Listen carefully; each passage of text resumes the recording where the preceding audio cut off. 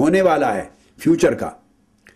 تیسرا میں نے آپ کو عرض کیا کہ سمبولیکل ڈریمز ہیں وہ، اور وہ بندے کی اگر انٹیلیجنٹ ہے، انٹلیکچول ہے، اسپریچول ہے، پوئٹیکل ہے، اس کی اپروچ استھیٹیکل ہے، جس قسم کی ہے، مورل ہے، یا کروڈ آدمی ہے، روڈ بیہیویئر کا آدمی ہے، ان پڑھ ہے، سخت مزاج ہے، تو سمبلز اس کی طبیعت، اس کے مزاج اور اس کی روحانی حالت کے مطابق نظر آئیں گے، تعبیر اسی طرح بنتی چلی جائے گی۔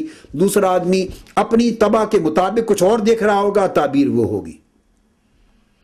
اور کبھی ایک ہوتا ہے کہ خواب ایک ہی آیا 4 مختلف آدمیوں کو، مگر تعبیریں مختلف ہوں گی۔ ایک خواب ایک نیک اور صالح شخص نے دیکھا، وہی خواب، اس کی تعبیر اور ہوگی۔ اور وہی خواب ایک بدکار فاسق و فاجر شخص نے دیکھا، وہی خواب، اس کی تعبیر اور ہوگی۔ یہ خواب ایک بیمار شخص نے دیکھا، تعبیر اور ہوگی۔ وہی خواب ایک صحت مند نے دیکھا، تعبیر اور ہوگی۔ خواب بعض اوقات ایک ہوتا ہے، ایک شخص قرضدار نے خواب دیکھا، اس کی تعبیر اور ہوگی، مالدار نے خواب دیکھا، تعبیر اور ہوگی۔ تو دیکھنے والے کے حالات اس کی تعبیر کے فن میں دخل رکھتے ہیں۔ اور چوتھا خواب جو میں نے آپ کو بتایا وہ اس کا ریئلسٹک معنی ہے، جو پورے فیوچر کی پکچر، مستقبل کا پردہ غیب میں جو حقائق ہیں ان کا ادراک اس روح کو یا اس نفس کو کرا دیتا ہے۔ اب یہ جو صورت ہے اس کو جب آپ سامنے رکھ لیں تو اب میں یہ عرض کروں گا کہ جس طرح خواب کی، چونکہ خواب ایک بنیاد ہے انٹیوشن کی، جن لوگوں کی آنکھ قلب اور باطن کی کھلتی ہے اور وجدان جو اویکننگ کی طرف، زیادہ اویکننگ کی طرف، بیداری کی طرف، بلکہ فنکشن میں بیداری تو ہمہ وقت ہوتی ہے، میں کہوں گا فنکشنیلٹی کی طرف آتا ہے، مؤثر اور متحرک ہو جاتا ہے، تو ابتدا خواب سے ہوتی ہے۔ جب ابتدا خواب سے ہوتی ہے تو یہاں نفس، قلب اور روح کی بیداری یا ان کے خواب کو، نیند کو سمجھنے کی ضرورت ہے۔ یہ بات ذہن میں رکھ لیں کہ جسم سوتا ہے اور کبھی جاگتا ہے، مگر روح کبھی نہیں سوتی۔ جو انر سیلف ہے وہ سوتا نہیں ہے، وہ رہتا بیدار ہے۔ الگ بات ہے کہ اس کی حالت خراب ہو یا اس کی حالت نہایت پاکیزہ ہو، مگر اس کے اندر ایک بیداری، ان اٹ سیلف بیدار رہتا ہے۔ اس کی مثال اسی طرح ہے کہ ہم نے مثلا دن اور رات بنا رکھے ہیں، ہم کہتے ہیں کہ اس وقت دن ہے، یہ کہتے ہیں کہ اس وقت رات ہے۔ اب جو بات بڑی امپورٹنٹ، دن اور رات کی حقیقت کیا ہے وہ دیکھیے کہ فی الحقیقت رات کا کوئی وجود نہیں ہے۔ یہ بات اب سمجھنے، اس لیے میں سمجھا رہا ہوں کہ کس طرح ہمہ وقت قلب، روح اور باطن کی بیداری کیسے رہتی ہے، تو حالت نیند میں بھی بیداری رہتی۔ آقا علیہ السلام نے فرمایا نیند کے وقت کہ میری آنکھیں سوتی ہیں، دل بیدار رہتا ہے۔ وہ بیداری کا سب سے اونچا مرتبہ ہے، مقام نبوت محمدی صلی اللہ علیہ وآلہ وسلم کا۔ اس لیے آقا علیہ السلام بعض اوقات نیند کی حالت سے بھی اٹھ کے بغیر وضو کے نماز پڑھتے کہ حضور کی نیند حضور کی طہارت اور وضو کو نہیں توڑتی تھی، اس لیے کہ نیند ہے غافل، غفلت کا نام، اور آقا علیہ السلام کے نہ جسم اطہر پہ غفلت ہو سکتی ہے، نہ قوائے باطنی پہ غفلت ہو۔ باطن تو ویسے بھی سب سے زیادہ بیدار رہتا تھا، جسم اطہر بھی ہمارے یا اولیاء اللہ کے باطن سے زیادہ، حضور کا ظاہر زیادہ لطیف تھا، غفلت نہیں ہوتی تھی۔ اس لیے کئی مرتبہ نیند سے اٹھے بغیر وضو کے، صحیح بخاری میں آتا ہے، صحیح مسلم میں حدیث ہے، صحیح نماز پڑھی، اس لیے کہ حضور علیہ السلام کی نیند ناقض وضو نہ تھی۔ آپ کی نیند سے آپ کا وضو نہیں ٹوٹتا تھا، ہماری نیند سے وضو ٹوٹتا ہے، چونکہ ہماری نیند سے ہمارا جسم غافل ہو جاتا ہے، مگر آقا علیہ السلام کے جسم پر بھی غفلت طاری نہیں ہوتی۔ یہ شان نبوت اور رسالت ہے۔ تو میں اب مثال دے رہا ہوں، ہم رات اور دن کا لفظ بولتے ہیں، اب بتانا ہی چاہتا ہوں کہ رات کا کوئی وجود نہیں ہے اٹ سیلف، یہ سمپل ایک کنڈیشنز ہیں، جسٹ کنڈیشنز ہیں، اور ہم نے ان کو نام دے رکھا ہے۔ رات کیا ہے، دن کیا ہے؟ یہ دنیا ہے ہماری۔ اس دنیا کا جو گول، جو ہمارا گلوب ہے ورلڈ کا، اگر اس کی پشت سورج کی طرف ہو گئی تو جس رخ پر سورج کی شعاعیں براہ راست پڑ رہی ہیں، یعنی یہ گلوب ہے نا پورے دائرے کی طرح، آپ ہاف کر لیں، آدھا حصہ یہ ہے نصف دائرہ، آدھا حصہ یہ ہے نصف دائرہ، تو زمین اپنی حرکت میں ہے، دائرے میں ہے، سورج اپنی حرکت میں ہے، چاند اپنی حرکت میں ہے۔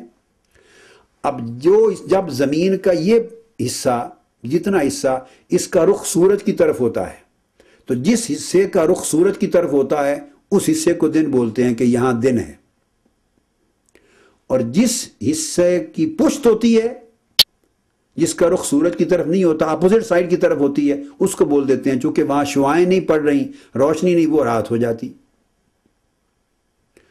اب وہی گردش قمر، گردش شمس، گردش ارضی، زمین کی گردش، سورج کی گردش اپنے پروسیس میں چلتے چلتے جب وہ حصہ پلٹ کر سورج کی طرف آ جاتا ہے تو جہاں رات تھی دن معلوم ہوتا ہے، چونکہ وہ روشن ہو گیا ہے۔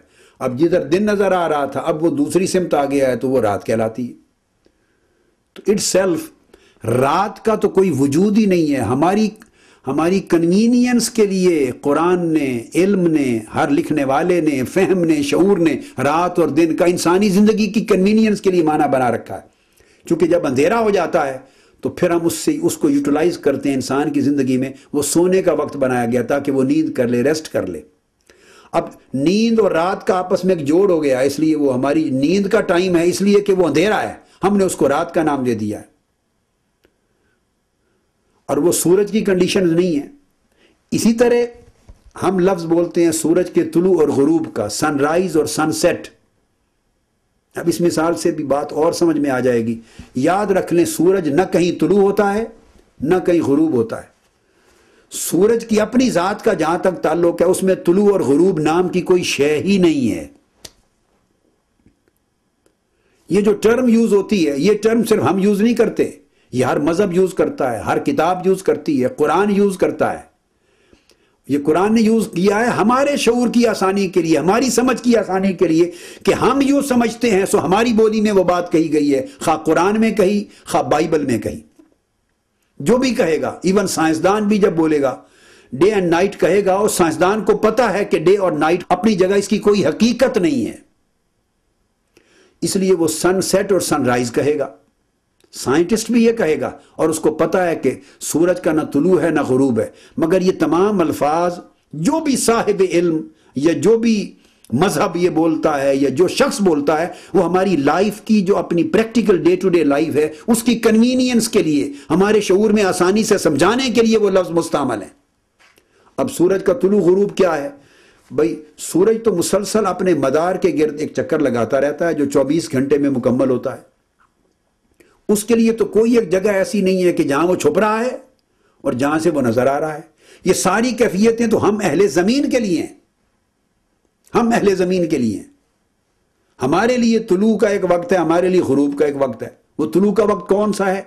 جس زمین کے حصے پہ ہم رہ رہے ہیں، جب وہ سورج ابھرتا ہوا، چونکہ سورج تو مسلسل چل رہا ہے اپنے مدار میں، جس حصہ زمین پہ ہم لوگ رہ رہے ہیں، ہم جس ملک میں، جب وہ سورج ہمیں نظر آئے گا اوپر آتا ہوا، ہم کہیں گے وہ طلوع ہے۔ ہورائزن سے ہم نے اس کو ہورائزن کا نام دے دیا، وہ بھی ہمارا افق ہے۔ اور سورج چونکہ نظر آیا ہے ہمیں تو اس نظر آنے کو ہم نے طلوع کا نام دے دیا، اور سارا دن سورج ہمارے اوپر چلتا رہا، اور جس مقام پر جس ٹائم پہ سورج ہمیں دکھائی دینا بند ہو جائے گا ہم کہیں گے سورج چھپ گیا، اس کو کہیں گے غروب ہو گیا۔ سورج تو نہ کہیں چھپا ہے نہ کہیں سے ظاہر ہوا ہے، وہ تو اپنے مدار میں بغیر طلوع و غروب کے اپنے تسلسل کے ساتھ چلا جا رہا ہے۔ اور جب وہ سورج ہمارے ہاں طلوع ہوا جس خطے سے، خطہ زمین پر، تو وہ جو اس سے نچلے حصے میں رہنے والے لوگ تھے ان کے لیے وہ مغرب ہو گئی، وہاں غروب ہو گیا، چھپ گیا۔ ہمارا طلوع دوسرے حصے زمین پہ رہنے والے لوگوں کا غروب ہے، ان کی رات شروع ہو گئی، ہمارا دن شروع ہو گیا۔ اور جس مقام پر جا کے ہماری نگاہ میں سورج غروب ہوا، جس کو ہم نے غروب کہا، وہ دوسرے خطہ زمین پہ رہنے والے لوگوں کو پھر وہاں سے سورج نظر آ گیا، ان کا طلوع ہو گیا۔ تو آپ نے دیکھا یہ ریلیٹیو ٹرمز ہیں، زمین کے جس جس خطے اور حصے میں لوگ رہ رہے ہیں، اور سورج جہاں جہاں جس جس ٹائم پہ ان کو نظر آنا شروع ہوتا ہے اور جہاں نظر آنا بند ہوتا ہے، ہم نے اپنی سہولت کے لیے طلوع اور غروب کے نام رکھے ہیں، اور یہ ہمارا دن بن جاتا ہے اور اگلا ٹائم ہماری رات بن جاتی ہے۔ ورنہ سن سیٹ اور سن رائز اپنی حقیقت میں اس کا کوئی وجود نہیں، یہ مشاہدے کی بات ہے کہ ہم نے سورج کو کب دیکھا تو طلوع ہو گیا، جب نظر آنا ہمیں بند ہو گیا تو غروب ہو گیا۔ روشنی کی طرف چہرہ ہوا تو دن ہو گیا، اور روشنی کی طرف پشت ہو گئی اس طرف تو پھر وہ رات ہو گئی۔ اب اس مثال کو ذہن میں رکھتے ہوئے